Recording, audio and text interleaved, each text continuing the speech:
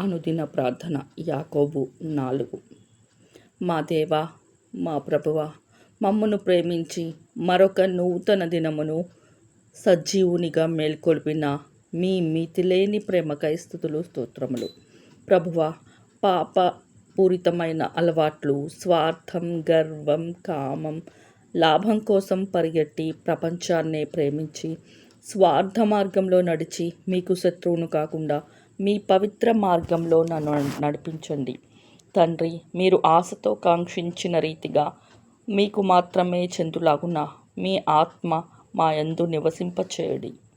ప్రభువా, నాలో గర్వమును విడనాడి నా తప్పులను ఒప్పుకొని దీనుడనై మీ ఎదుట చేరాను తండ్రి. నా పాపాలు మన్నించి నన్ను ఆశీర్వదించండి. దేవా, లోబడి జీవించుటకు నాకు బలం ఇవ్వండి.